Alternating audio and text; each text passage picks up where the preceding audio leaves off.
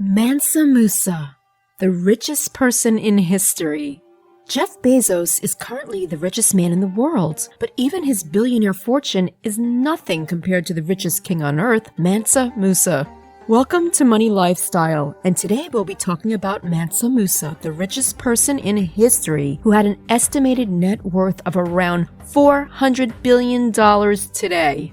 Stay until the end to find out the secret to King Musa's fortune. Also, don't forget to subscribe to our channel and to turn on notifications for more great content like today. Let's begin with our video. Mansa Musa was the 10th Mansa of the Mali Empire. The Mali Empire is an Islamic West African state, and Musa has been known as not only the wealthiest man of the Middle Ages, but also in all of world history. A fun fact about Mansa Musa is that his name is only Musa, though he's referred to as Mansa, or even Kanku or Kankan Musa as an added title to show his wealth, influence, and power. Just what did he do to amass this amount of wealth, though? To begin with, Musa conquered 24 cities and their surrounding districts. The Mali Empire became the largest producer of gold in the world, which contributed in a huge way to Musa's overall wealth.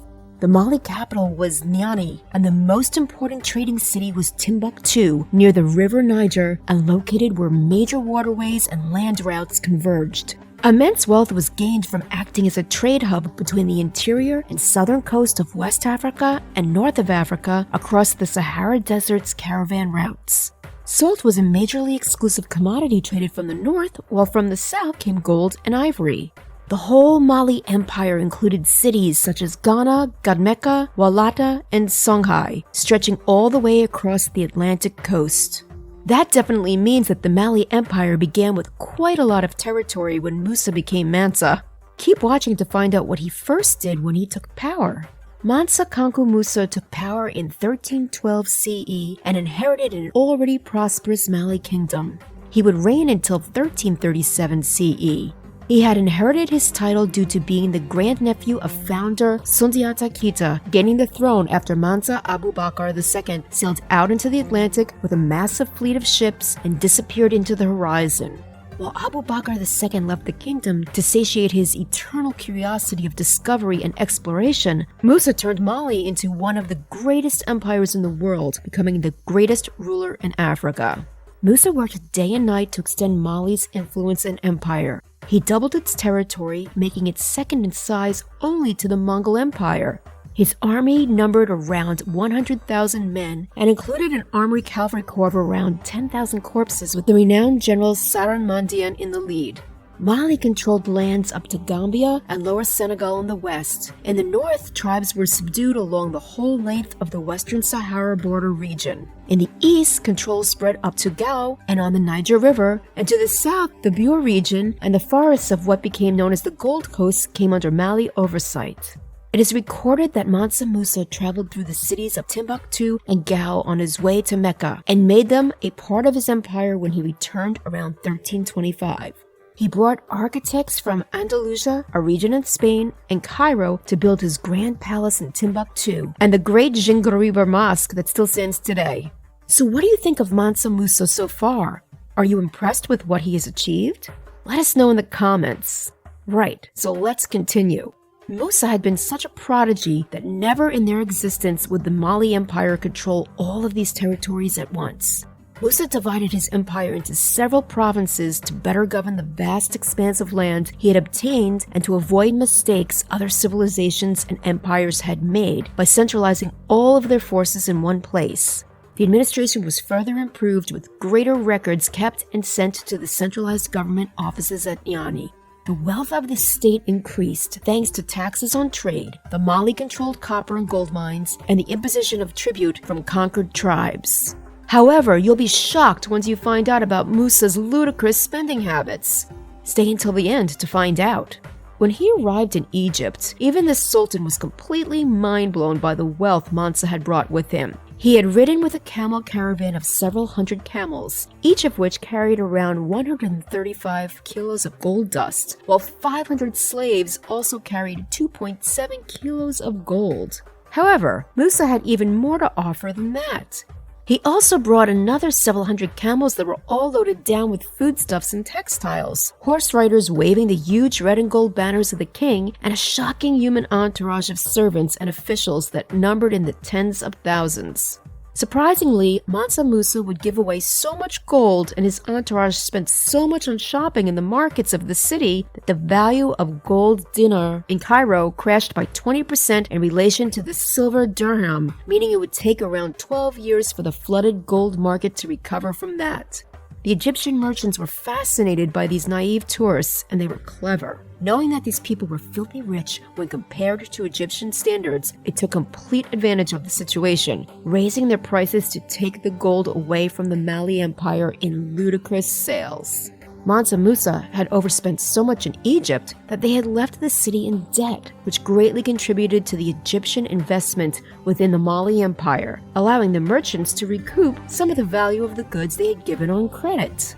These people were so rich that they literally didn't even know what to do with their money. On top of that, the king of Mali had given 50,000 gold dinars as a first meeting gesture to the Sultan of Egypt. However, the Sultan was not exactly the kindest person, despite this generous offer. He insisted that Musa kiss the ground in homage, which seems quite abusive considering how kind the people from Mali were to the Egyptians. However, Musa was treated like a royal, which he kind of deserved considering the fact he was an emperor. He was given a palace for his 3-month stay and lauded wherever he went. In fact, his visit to Egypt made headlines in the Middle Ages, although headlines didn't officially exist at the time. In Spain, a map maker was inspired to create Europe's first detailed map of West Africa. Created circa 1375 CE, the map, part of the Catalan Atlas, has Mansa Musa sitting regally on a throne, wearing an impressive gold crown and holding a golden staff in one hand and, somewhat gleefully, a huge nugget or orb of gold in the other. Do you think the Egyptians were smart in doing this? It seems like things worked out pretty well for them. Leave us a comment down below if you would have done the same as them. After leaving Cairo, Musa traveled on to Arabia to purchase land and houses so that pilgrims from Mali might have a place to stay. The king was inspired by the holy sights he saw there and even built a dazzling audience chamber at Niani and mosques at Gao and Timbuktu. Mansa Musa was also shocked by the universities he had seen on his pilgrimage, and he brought back to Mali both books and scholars to bolster Mali's culture and academic resources. The king greatly encouraged Islamic learning, especially at Timbuktu, which, with its mosques, universities, and many Quranic schools, turned into not only the holiest city in the Sudan region of West Africa, but also a worldwide famous center of culture and religious study. The university was filled with jurists, astronomers, and mathematicians, turning into an academy of learning and culture. Eventually, in 1330, the kingdom of Massi invaded and conquered Timbuktu, though Musa quickly regained it, built a rampart and stone fort, and also placed a standing army to protect the city from other invaders in the future. His palace doesn't exist today anymore, though his famous university and mosque still stand tall in Timbuktu. Today, Sankara University has around 1 million historical manuscripts at their disposal. Many scholars cannot agree on Musa's death date, with some estimating it in 1337, while others claim he died after returning from Mecca in 1325. Sadly, Musa's death did mean that Mali's prosperity was soon coming to an end. It happens that when there's such a competent king or president on the lead of an empire or modern-day country, it's very difficult to find an equal replacement for their skills and wisdom among the country's population. The discovery of new gold fields and access to the southern coast of West Africa meant that by the mid-15th century CE, Mali no longer monopolized trade in the region. Significantly, the Mali Mansas were also guilty of fighting amongst themselves as civil wars racked the empire, something that Musa would definitely not like. Musa left his ludicrous fortune to his heirs, who not only squandered the best part, but failed to protect the family worth just 2 generations down the line, when the empire was overturned in civil war and conquered by invading foreign nations. What everyone can definitely agree on is Musa's wealth, which, as we mentioned earlier, has been estimated to be around $400 billion. That's a whopping 2.25 times more than what Jeff Bezos currently has. So what do you think of Mansa Musa and his ludicrous amount of money? Let us know in the comments. Also, don't forget to leave us a like, share this video with your friends, and also subscribe to our channel Money Lifestyle and turn on notifications for more great content like today. We hope you enjoyed our video, and we'll see you next time.